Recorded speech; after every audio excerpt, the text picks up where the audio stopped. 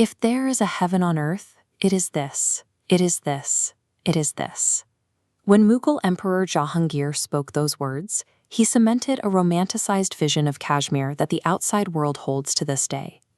This is the Kashmir of postcards. Dal Lake in Srinagar, where wooden shikara boats glide beneath a backdrop of hazy blue Himalayan peaks. This map reveals a floating city. 50,000 people live and work across these 22 square kilometers, navigating a complex grid of waterways that bypasses the need for traditional roads. Within this grid, life functions in distinct districts.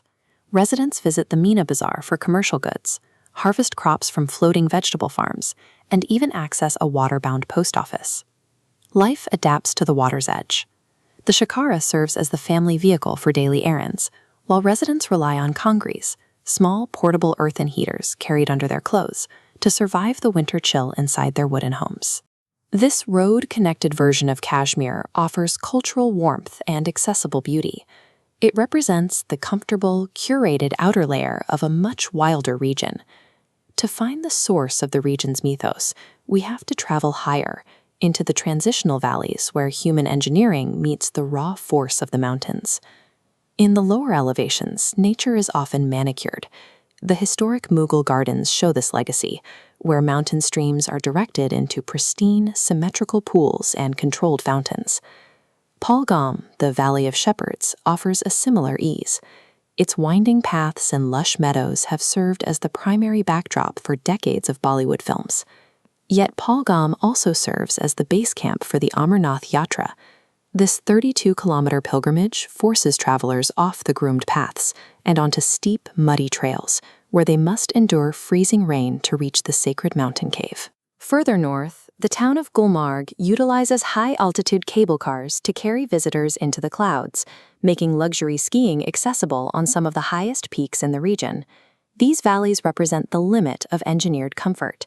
They deliver us to the edge of the wilderness, posing a question of how the landscape changes once the safety of infrastructure disappears. Beyond the reach of the cable cars and hotels lies the Kashmir Great Lakes Trek, a roadless wilderness where travel is dictated entirely by mountain passes. This elevation graph illustrates the physical demand of the route. It covers 80 kilometers of jagged terrain, requiring trekkers to ascend and descend 5 major mountain passes in a single week. The highest point is Gadsar Pass. At over 4,000 meters, the air thins to the point where simple movement requires deliberate effort, and the oxygen levels drop significantly below what travelers experience in the valley. The physical toll is immediate. Trekkers carry heavy gear through relentless monsoon rains, navigating slick, jagged rocks, where a single misstep can end the journey. A unique hardship of this altitude is the irony of dehydration. Trekkers often go hours without water, while being surrounded by freezing glacier streams that remain inaccessible across deep, rocky ravines. The mountain landscape becomes an active adversary. To move forward, a traveler must set aside the expectations of passive tourism and adapt to the mountain's conditions. Exhaustion peaks as the trek approaches Zoj Pass. Here, the green meadows vanish, replaced by vast, intimidating slopes of loose stone. The geographical hazards increase. Trekkers must navigate massive rockfalls and slippery boulders, where the margin for error is measured in inches.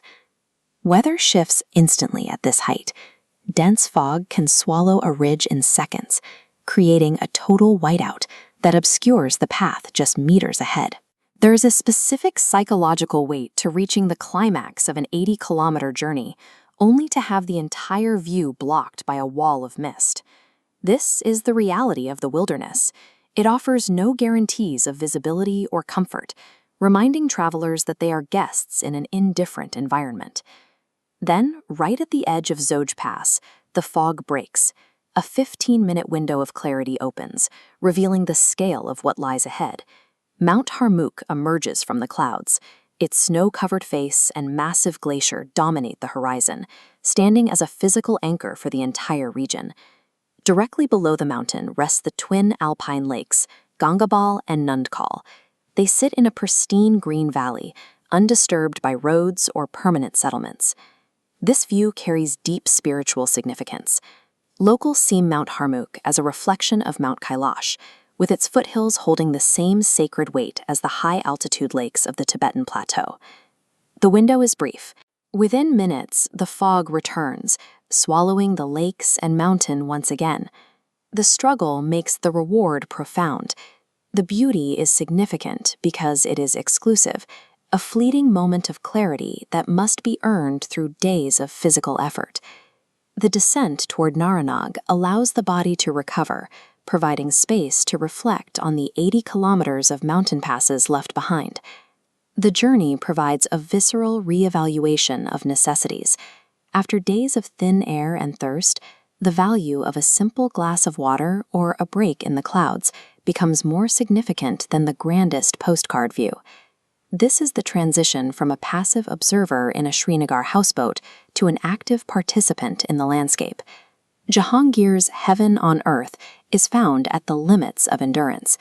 This landscape provides a direct confrontation with scale and isolation, far removed from the manicured gardens of the city. Kashmir earns its title as the crown of India by stripping away modern convenience. It is a demanding landscape that replaces the ego of the traveler with a quiet, hard-won respect for the natural world.